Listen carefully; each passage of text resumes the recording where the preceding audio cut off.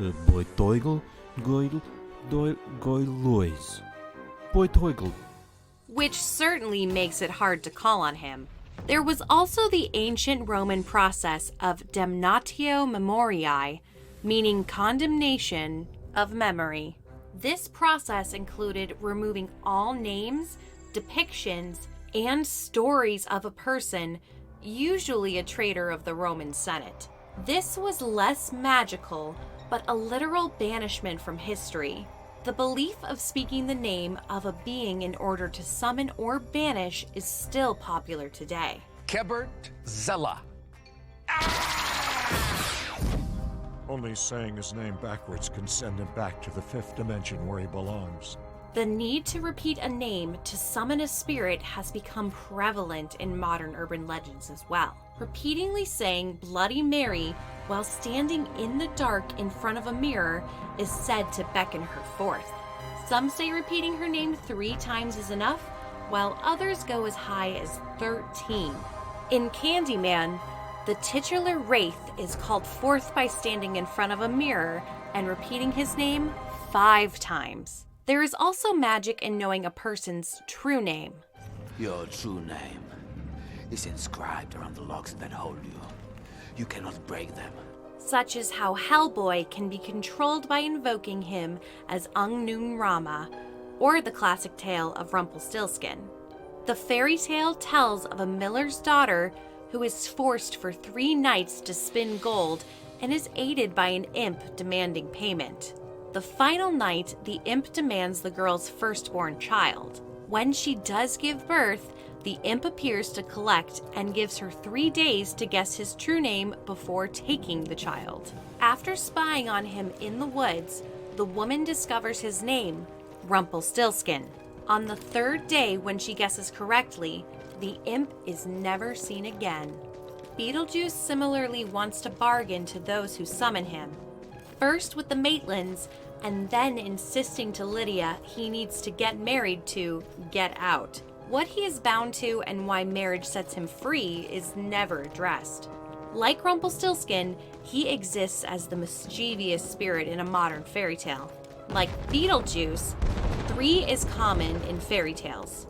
3 little pigs, 3 wishes, Goldilocks and the 3 bears. There is magic in the number 3. Power of 3 will set us free. The power of 3 will set us free. 3 is a magic number.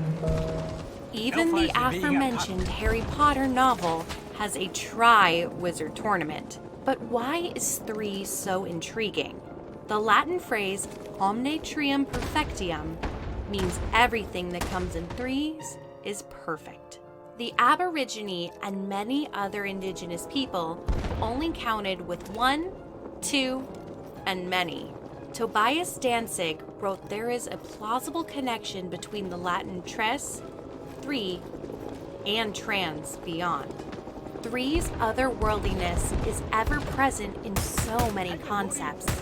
Past, present, future, birth, life, death, beginning, middle, end. One author obsessed with the magical nature of 3 was Dante Alighieri. 1, 2, 5. Lisa, 3. Dante famously wrote his Divine Comedy, a trilogy that explored hell, purgatory, and heaven. In the Inferno, Dante is 33, the alleged age Jesus of Nazareth lived to be, when Dante encounters the 3 beasts. He is led through hell, and the journey takes 3 days, spanning from Good Friday and emerging in Purgatory Easter Sunday. Hell has 9 layers, 3 times 3, broken down into 3 major sins, and he eventually faces Satan, who has 3 heads, an inversion of the Holy Trinity. The entire verse is even written in terza rima. And while you might think it's a stretch to compare medieval poetry to Beetlejuice, think again. The movie is full of 3s. Upon seeing the dog for the 3rd time, the Maitlands swerve off of a bridge. A family of 3 moves in, knock 3 times to enter the Netherworld. The Maitlands get 3 vouchers. They are gone, 3 months. We're like peas in a pod, the three of us. Let's... Barbara says, "Home, home, home." To get out of the model, the Maitlands try on 3 separate occasions to scare the Deets away. The sandworm devours in its 3rd appearance. The Netherworld is shown 3 times. And of course, you have to save Beetlejuice 3 times to summon him, which is done 3 times. But what's in a name? Do you agree with the power of 3? Or is our theory on the magic of names and numbers just a bit of hocus pocus? As always, if you like this video and think we deserve it, You two have really screwed up. please subscribe. Be sure to follow us on Facebook, Twitter, and Instagram. And come back every Frightful Friday for a new video. I'm Heidi with Channeling Spirits, and thanks for watching. Rumpelstiltskin's kind of a dick. All magic comes with a price.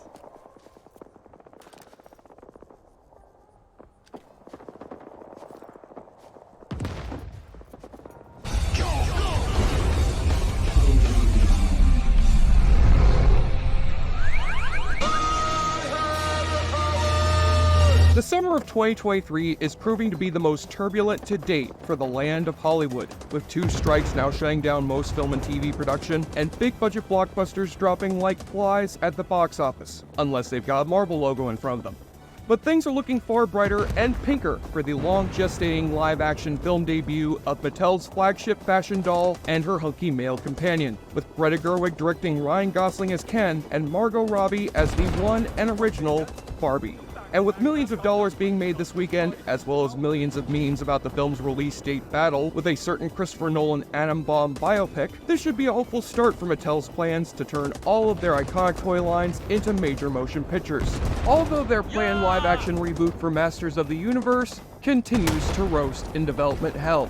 But back in 1987, the only real-life He-Man that children knew was Dolph Lundgren, who went from boxing shorts to battle armor in the far less quality film adaptation of a Mattel toy line known as Masters of the Universe. He-Man and his plastic army of Eternian rebels were played with frequently by children of the 80s, who also watched the equally beloved Filmation cartoon series and its female-oriented spin-off She-Ra. So though it made sense to license the franchise out for a live-action blockbuster starring then-recent Rocky villain Dolph Lundgren as He-Man, it made no sense to hand the task over to our old awfully good friends at Cannon Films, with cheapskate producers Menachem Golan and Yoram Globus giving the film the studio's biggest budget to date, and releasing it the same summer as their other blockbusters Superman 4 and Over the Top, with all 3 films hopefully breaking big at the box office. We're Cannon Films, and we're taking your box office over the top.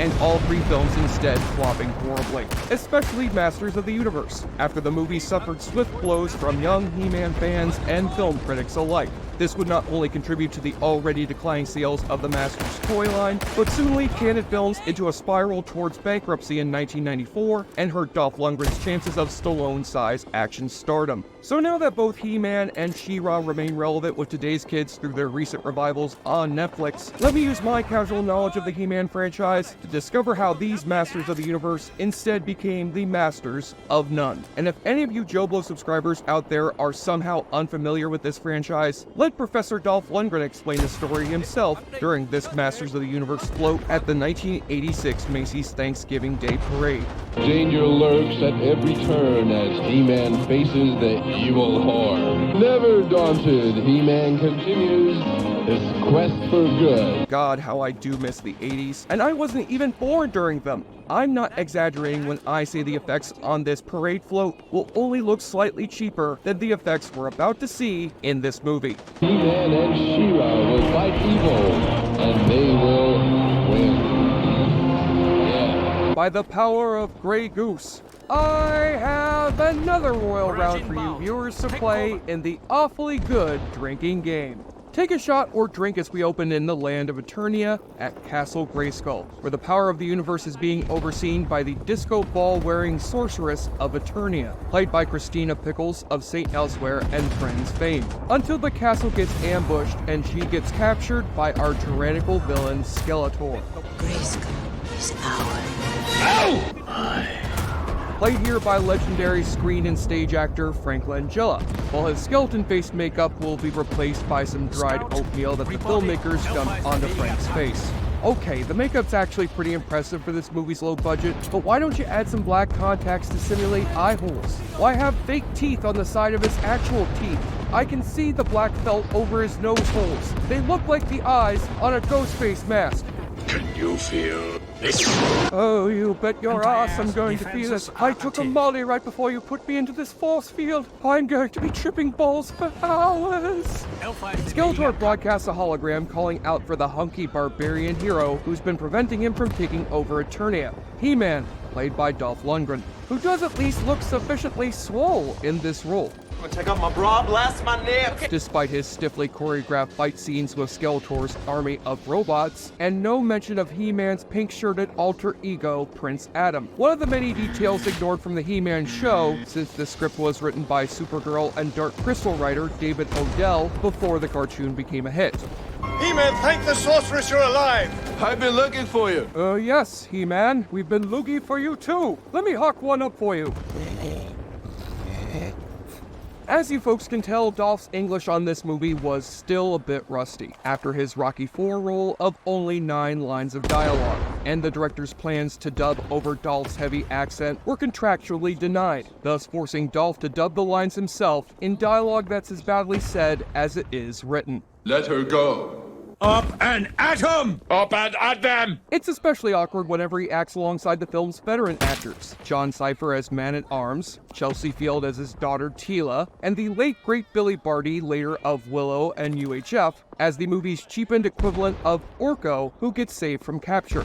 I am Gwildor of Thenor. Never mind that this hobbit with rabies has a flattened ball sack underneath his eyes, and the hybrid of Carrot Top and Harry Knowles growing atop his head, because Gwildor is a locksmith who's invented what he calls a cosmic key, which can use musical notes to open up a portal to anywhere out in the universe.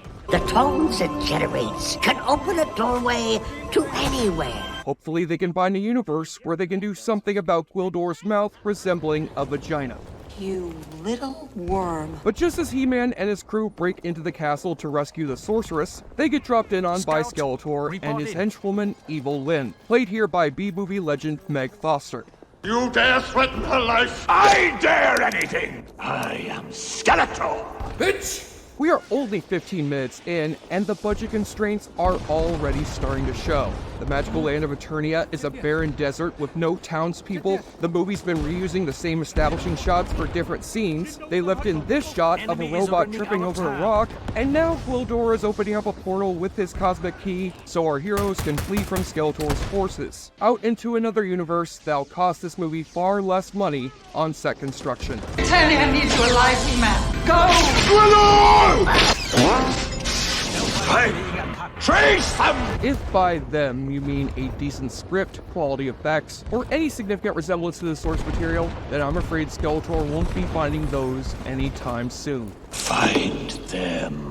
So our Masters of the Universe are indeed spending most of this movie not in Eternia, but a small unnamed town in California, where they discover the cosmic key has landed out of their sight, and they begin throwing garbage sci-fi jargon at each other so they can track it down. I've got to talk to you, though. I shall point 8-4 chromons to Moonrise at Grayskull. This, of course, leads to the same kind of fish out of water humor, or should I say cow out of water, that you would see the crew of the Enterprise getting into back in Star Trek IV. Ooh. Hello, computer. With Man-at-Arms halting their search to save the universe, just so he can get his grub on at a nearby ribs and chicken joint. Good food. I wonder why they put the food on these little white sticks. Those are rib bones. This used to be an animal. What a barbaric world. Just wait till you try their new plant-based ribs and chicken. The taste of that shit is truly barbaric, as is making Billy Barty drink that barbecue sauce with all that makeup on his face. Oh, I seriously can't even look at it. It's too gross. Good food. Who should work at this dining establishment but one of the 2 teenage human protagonists of our story, Julie Winston, played by pre-Friends and Scream Courtney Cox, on the night before she moves to New Jersey away from her musically inclined boyfriend, Kevin Corrigan, played by a pre-Star Trek Robert Duncan McNeil. Now that it's been a year since the tragic plane crash which took the lives of both Julie's parents and Peter Parker's. It was a plane crash. Those things just happen. I said I had to study because I wanted to spend the day with you. So I took the plane to Kathleen instead. Oh, I know we shouldn't have gone to the Bruce Springsteen concert that night. Even if Bruce did pull me up on stage to dance with him, and you got pulled up on stage to dance with little Stevie Van Sant. The Cosmic Key happens to land near the teens in the graveyard, where the two teens immediately get to fiddling with the alien object despite the threat of it either turning them into a superhero or consuming them with the blob. This is one of those new Japanese synthesizers. Yes, makes sense. It's one of those Japanese synthesizers that only plays the theme songs from the company logos at the end of Saturday morning cartoons. Listen to this! Oh, this is hot.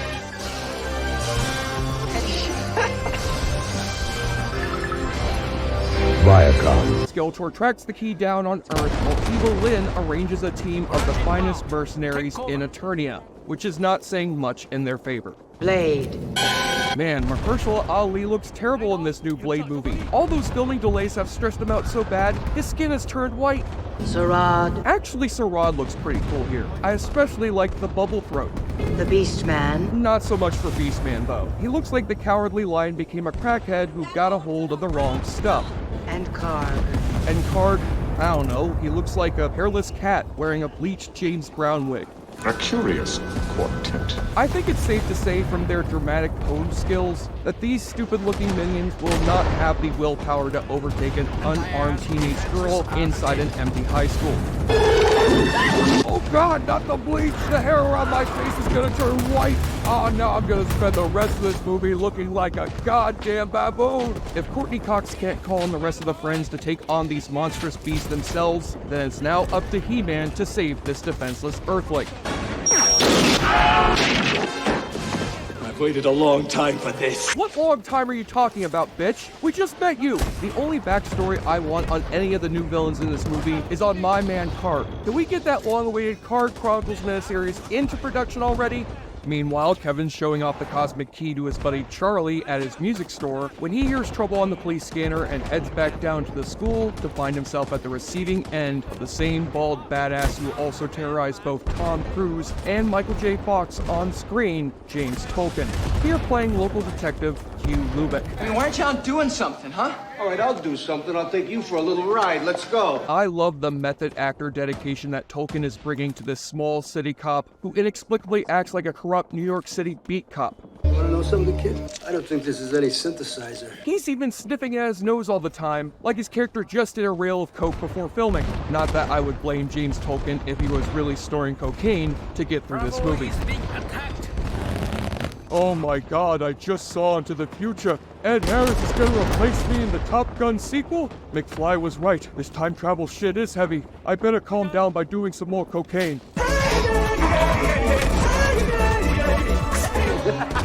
But the real acting MVPs of the movie are Meg Foster, wearing a tight outfit that frequently gave her groin bruises on the set, and Frank Langella, whose Skeletor is far more grounded than Alan Oppenheimer's iconically campy voice on the cartoon. Out of my way, beast! But no less willing to dress down his incompetent henchmen. We're all aware of the penalty for failure. Oh no, not the snake guy. His makeup was the most expensive looking of all. Poor Beastman, he and Sarad had just started dating. Get away! Out of my way, beast! Now Evil Lyn must serve as the mercenaries' new leader as they head back to Earth to obtain the key for real this time from Kevin Corrigan, while he and Detective Lubeck wait for Julie at her house, throwing away some garbage from Burger King into Julie's empty sink, along with some perfectly good oranges like no human being would ever do. Get out of here! Get out of here! Oh, well, since you threw that Burger King wrapper at me, I'll have to hear you out and leave with the rest of you. Get your little bitch ass over here! You know, I can't help but notice a significant lack of He-Man in our Masters of the Universe movie so far. To quote the birthday kid from Ghostbusters 2, I thought it would be He-Man. And Dolph Lundgren has shown in his latest work that he's always had the goods to become as big as Stallone was if he had the right script, with Sly even visiting his buddy on this film's set. Sylvester Stallone showed up, and he pointed up to Dolph. He goes, Look who's here! You gave that guy lines? But his limited English and bland dialogue prevent Dolph from being as fun in this part as he should be, as he and the Masters finally meet up with Julie and Kevin, having driven there in a pink Cadillac that Gwildor happened to steal from Courtney Cox's old boyfriend Bruce before he could sell the car off to Natalie Cole. These people are fighting against the others. Look! Native clothing! First they're driving pink Cadillacs, next they're letting Gwildor dress up in drag. How dare they demasculate this perfectly heterosexual children's cartoon? What the hell is that? What the hell are you supposed to be anyway? Dolph's He-Man is also not very efficient at leading his army into battle, when Evil Lynn and her minions track him and the Key down to have an epic fight scene with the robot army in the middle of a music store, aka the very last place that a child would want He-Man to have an epic battle scene in. Think they don't like us? No, they're just lonely. They miss us. When this music store says no playing Stairway to Heaven, they damn well mean no playing Stairway to Heaven. Sounded like you needed a woman's touch out here. Woman at arms. Finally! How weird to see a strong female for once in a film from the studio where most of their movies involve women either getting brutally assaulted or dumping tomato juice over their boobs. Meanwhile, Julie happens to see the visage of her dead mother calling out to her in the store's back alley, and tearfully reunites with Mom, who has a strange request of her daughter. That shiny metal thing with the blinky lights. You get it for us? Oh sure, it's fine that the first thing your dead mother wants from you is the universal space doohickey, which you've just been told to protect with your life. Nothing wrong with that. Not one single thing. Come on, Julie, have you ever even seen Spaceballs, bro? Man, this has to be the silliest killer reveal in the Scream franchise to date. Now that Evil Lynn's got the cosmic key, she opens up a portal for Skeletor to arrive on Earth atop his floating throne, which simultaneously also serves as a porta-potty. And Dolph's performance only gets stiffer, literally, when we see him fighting off these robots who float atop some free Back to the Future 2 hoverboards.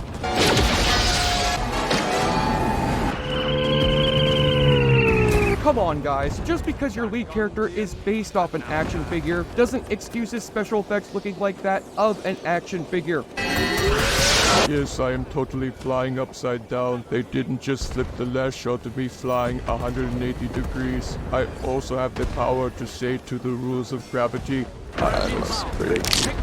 Skeletor catches up to the rest of our heroes and sets them up in a trap to capture He-Man. Only for Julie to get herself a lightning bolt to the leg from Skeletor, and He-Man finally giving himself up as Skeletor's loyal slave. Save their despicable lives, or perish with them on this primitive and tasteless planet. He-Man, no! Teela, I have no choice. I don't want innocent people to die. Dolph, can you please not use this ADR session to keep attempting your Dracula impression? Who is this Dolph you speak of? I am Count Dolphula. I must play you. So while He-Man's off to finally kneel before Skeletor, and Detective Lubick runs through the streets with some of his fellow officers in a shotgun to find the son of a bitch who's been stealing his newspapers, Julie has grown gravely ill from the lightning bolt to her leg, with her only hope of an antidote waiting back in Eternia, and the musical notes that can send them back having been wiped out of the Key's database. Unless Kevin uses his limited musical skills to recall the magical tune from memory, using the same electronic keyboard he used to teach himself piano on his Nintendo Entertainment System. Excellent! Oh god, the terrible music hurts even worse than the poison in my veins. Wonderful! Kevin, please cut off my leg and shove it through my ear canal, I beg of you! Back in Eternia, Skeletor prepares to obtain the power of the universe and calls forth He-Man in an outfit somehow skimpier than his usual garb to prepare his ass for a laser whooping. I'll never kneel to you! Yes, you will! Yes, you will!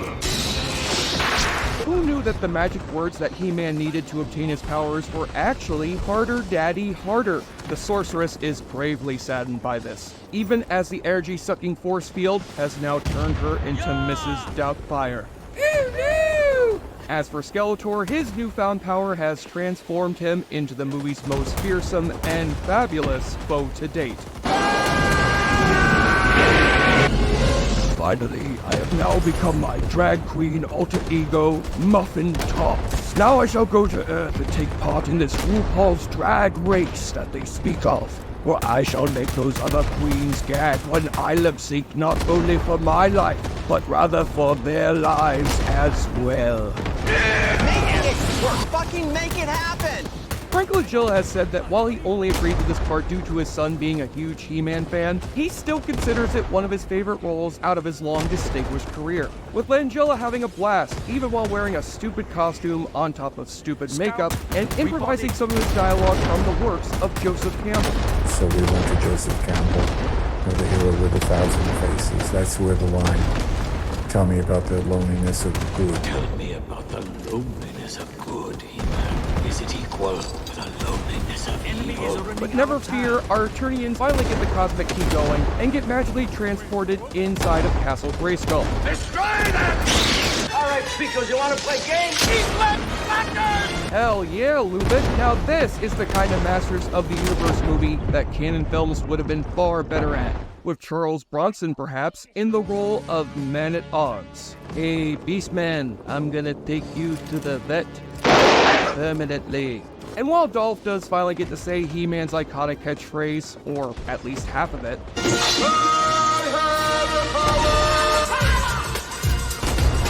the final fight between him and Skeletor leaves a whole lot to be desired.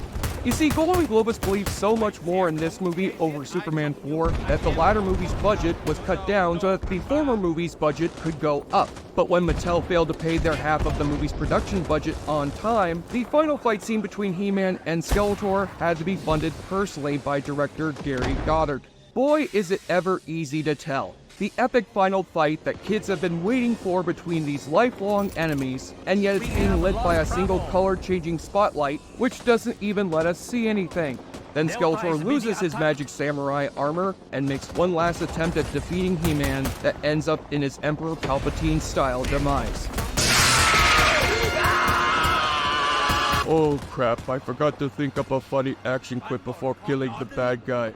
He-Man! Victory! I don't know, something about him being a bonehead because his head is bones. So the Sorceress's life force is rejuvenated. Detective Lubick decides to stay behind in Eternia after he presumably finds out that Blade is his long-lost brother in Baldhood, and the Eternians collectively thank young Julie and Kevin for helping to save their magical land from doom, after the several times their mishandling of this cosmic doohickey has led to those problems in the first place. Don't say goodbye. Say good journey. Good journey. Good journey. Good journey. Good journey. Good journey. Good food. The wasp living in my beard will miss you most of all, Julie. But before they're sent back off to Earth, Julie shouts out a request to go back in time right before her parents bit the big one, and she finds herself waking up in her bedroom exactly 1 year ago, with her parents just about to head out on their fatal plane trip. We're just going away for the day. We'll be back tonight. No, don't get on that plane today. I feel really sorry for any young He-Man fans watching this movie who had dead parents themselves and may have thought that their own He-Man toys could also bring their dead parents back from the grave. Julie snatches up her parents' plane keys and runs out to reunite with Kevin, while He-Man sends off the lovebirds with one last catchphrase and the credits begin to roll. After which is an ending stinger to help set up Golden Globus' plans for a sequel that would never come to be. I'll be back. No, you would not, Skeletor. Neither would He-Man, or Man-at-Arms, or Courtney Cox-at-Arms, or that dead snake guy. What was his name again? Sarong? And worst of all, we never got to see Brigitte Nielsen possibly pop up alongside Dolph again in the role of She-Ra. All she would have had to do was dye her red Sonya costume white. The Masters movie not only led to Canon losing their licenses with Mattel and DC Comics, but also with Marvel Comics for their planned Spider-Man movie. I'm gonna do my own thing. But true to their cheapskate nature, Golden Globus used the $1 million sets they'd already built for Spider-Man and the He-Man sequel to instead make the sci-fi B-movie classic Cyborg, starring Jean-Claude Van Damme. As for director Gary Goddard, who was best known for producing Broadway shows and amusement park rides, he would never direct another film again, which, judging by the multiple sexual assault allegations that brought him down professionally in 2018, is most certainly a good thing. And of course, Dolph Lundgren remains as ass-kicking as ever at the age of 65, set to appear soon on the big screen in Expendables 4 and Aquaman 2, and recently overcoming a long bout with kidney cancer. So even if this isn't Dolph's finest leading role, Masters of the Universe is certainly an amusingly bad encapsulation of canon films at its peak. Special effects that look this close to old Doctor Who, annoying or dull new characters who take away from the heroes of the film's title, and a cheap plot setup that lacks any intergalactic adventure. If you'd like to have the power yourself, of laughter that is, then watch for yourself this iconically crappy masterwork of 80s nostalgia. If any actor is perfect to play one of the new Kens in the next Barbie movie, then I would say you don't get any more blonde or buff than Professor Dolph Lundgren. Do you guys ever think about dying? If he dies, he dies. On the enjoybleness continuum scale from Boulder Bruce, Masters of the Universe, the motion picture, proves that getting mad at underwhelming He-Man adaptations is just as pointless back then as it is today, and holds aloft its magic sword at an 8 out of 10. This movie thought it was cooler than Battlecat, but was instead stinkier than Stinkor. I'm Jesse Shade for JoBlo.com, and thanks again for watching our show. If you like what you see, please subscribe to the Joe Blow Originals channel. Tell all your friends who like this sort of content, and turn on the bell to receive notifications for all our latest videos. We are an independent company that appreciates all of your support, and here's hoping the actors and writers get a fair and equitable agreement to end this strike sooner rather than later, because you certainly can't replicate Dolph Lundgren's glorious pectorals with AI. I have the power!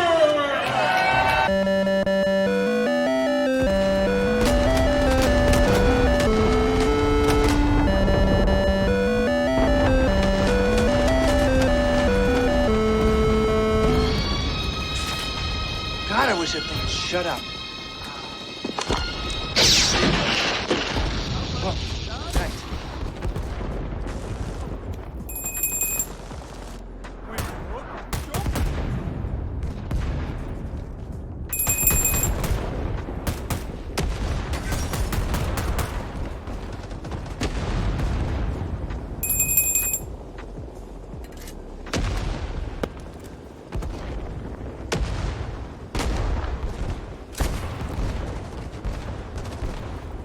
Imagine a time before 90-inch television screens were sold at Walmart for $200 on Black Friday. A time when the family would gather round one rabbit-eared black and white television to watch a show on one of the 4 channels they had available to them. Now, imagine a time in the immediate aftermath of World War II when everyone needed a good laugh because of war. In that time, you may have turned on your televisions after enjoying your mother's pot roast and carrot dinner to see young men such as Carl Reiner, Sid Caesar, and Mel Brooks performing comedic routines that gave you gut-busting laughs. The premises seemed so simple, yet the genius that went into crafting these bits would soon shape the entire direction of the art of comedy. These men would go on to become some of the most iconic figures in the history of entertainment. Sadly, as time does to us all, many of these icons have left us. But one figure has stood the test of time and remains vibrant as ever. It's time we find out just what the f*** happened to Mel Brooks. But to truly understand what the f*** happened to Mel Brooks, we must begin at the beginning, and the beginning began when he was born on his birthday, 1926, Brooklyn, New York, to the name Melvin James Kaminsky. His father passed away when little Mel was just 2 years old. This tragic event would later lead Mel Brooks to think that a lot of his humor was derived from a place of anger and hostility that he had from a young age, when he would use comedy to spare himself from his pain and problems. By the age of 14, Mel Brooks would be working as a poolside entertainer at a second-rate hotel, where he would keep guests entertained with his now trademark dark humor. That's right, teenage Mel Brooks would just walk around a pool in a hotel and tell people jokes. Dark, humorous jokes. Melvin Brooks, as he had officially changed his name to pay honor to his mother, whose maiden name was Brookman, would be recruited into the United States Army after testing highly on his IQ test. Because sometimes you gots to be smart to be funny. And yeah, in case you don't know, like, history and stuff, this was World War II, the second one of the World Wars. Brooks would serve as a combat engineer, where he would be one of many soldiers who took part in the famed Battle of the Bulge. Mel Brooks says that he would sing all the time to help himself get over seeing dead bodies along the roadside. But in true Mel Brooks fashion, the song that he would sing so loudly so that all the Nazis could hear, that song would be Toot Toot Tootsie by the famed Jewish singer Al Jolson. But yeah, using music and comedy to stand up and fight the Nazis was something that we would often see in his work later on in his career. But the dude was doing the real thing on the front lines of WW2. Once the war ended, World War II, Mel Brooks would join the Special Services Division of the Army, where he would tour Army bases as a comedian, before being made a corporal, and taking charge of all the entertainment at their base in West Germany. Wow, Mel Brooks is a war hero, a hilarious war hero. So, thank you for your service, sir. Tootsie, goodbye! After being honorably discharged from the Army, Mel Brooks would get started working at various nightclubs. He mainly worked as part of the ensemble band as a drummer and a pianist, until one fateful night, one of the comics couldn't make it, and Brooks was able to get on stage for the first time and perform some of his comedy. This would lead to him becoming a crowd favorite, with his mix of Jewish-based jokes and movie star impressions. Mel Brooks would then be hired to write on Sid Caesar's now iconic Show of Shows, alongside fellow writer Carl Reiner. In 1954, Caesar and Brooks would launch Caesar's Hour, which would net Brooks 3 consecutive Emmy nominations for Best Comedy Writing. By this time, Mel Brooks and Carl Reiner had formed a strong friendship, with their shared comedic stylings and love of improvisation, also known as improv. Yes, and the duo would create the most enduring two-man acts of all time when they created the 2,000-year-old man bit, which saw Carl Reiner as the straight man, interviewing Mel Brooks as the man who is 2,000 years old. They would talk about many topics such as witnessing the crucifixion of Jesus Christ. By 1962, Mel Brooks would be dabbling in Broadway when he penned the book For All American, which would receive 2 Tony nominations. In 1963, Mel Brooks would help create the Oscar-winning short animated film, The Critic. And then he would take his talents to television, when he helped create the iconic show, Get Smart. With Mel Brooks saying that he was sick of seeing polished comedies on TV. He wanted to be the first person to create a show about a complete idiot, which was a smart idea. He would be nominated for an Emmy for Outstanding Writing, but would ultimately take a back seat to the show after its first season. Codro, I want new passwords and countersigns. While promoting his play All American, a reporter asked Mel Brooks what he had in the works, which he replied, "Springtime for Hitler," evoking his dry wit, where you aren't quite sure if he's joking or not, but he's usually joking. But sometimes it's a little bit of A and a little bit of B, as Springtime for Hitler was the launch pad for Mel Brooks' first feature-length screenplay, The Producers. It's the story of a producer deciding that he could make more money from a flop than a hit. And of course, making a movie about people making a musical about Hitler was a controversial idea, and no studio would dare go near it. So Mel Brooks found an independent distributor who would release the film in a limited capacity. This film, The Producers, would not be a massive hit in its time. Financially, ironically, it kind of flopped, but it was respected because Mel Brooks won the Oscar for Best Story and Screenplay written directly for the screen at the 41st Annual Academy Awards.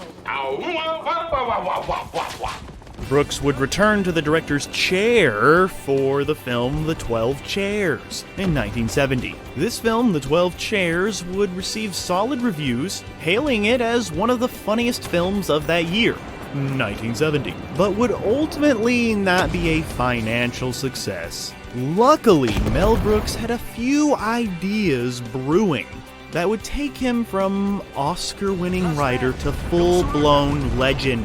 While voicing the blonde-haired cartoon man on The Electric Company, Mel Brooks would write and direct two of the biggest, funniest comedies ever made, 1974's Blazing Saddles and Young Frankenstein. That's right, Blazing Saddles and Young Frankenstein both came out the same frickin' year. Both of these films would be selected for preservation by the Library of Congress National Film Registry as culturally and historically and aesthetically significant pieces of work.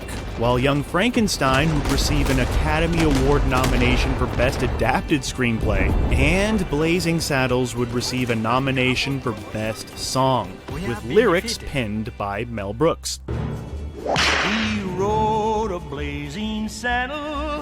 Blazing Saddles would also win the Writers Guild Award for Best Comedy Screenplay written directly for the screen. Young Frankenstein and Blazing Saddles would carry budgets of under $3 million, while earning massive box office dollars to the tune of $86.2 million for Young Frankenstein and $119.6 million for Blazing Saddles. Young Frankenstein is a frickin' beautiful movie. Mel Brooks decides to make fun of this horror genre by just making a movie that looks like a beautiful horror film from that time period. And yeah, don't get me wrong, the Boris Karloff Frankenstein movies are iconic and stuff, but actually, many could argue, that this movie, Young Frankenstein, the parody of Frankenstein, has become more iconic and more recognizable than the original.